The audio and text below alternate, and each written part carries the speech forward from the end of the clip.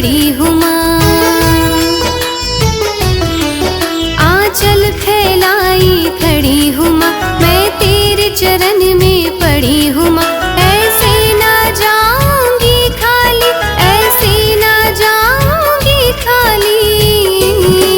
भर दो झोली शेरों वाली, भर दो झोली शेरों वाली। भर दो झोली शेरों वाली, भर दो झोली शेरों वाली।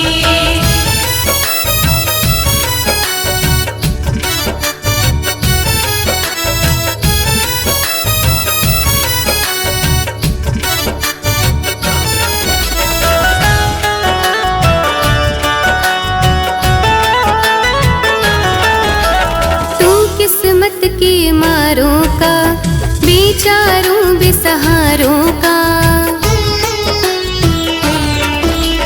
तू किस्मत के मारों का, बेचारों बेसहारों का।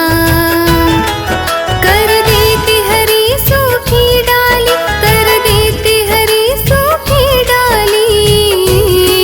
भर दो झोली शेरों वाली, भर दो झोली शेरों वाली। भर दो झोली शेरों वाली, भर दो झोली शेरों वाली।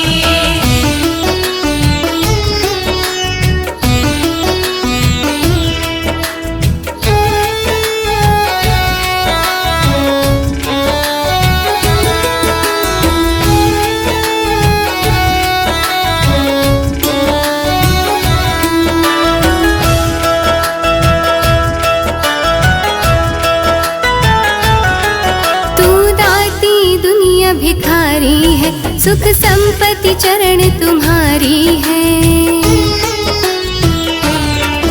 तू दाती दुनिया भिखारी है, सुख संपत्ति चरण तुम्हारी है।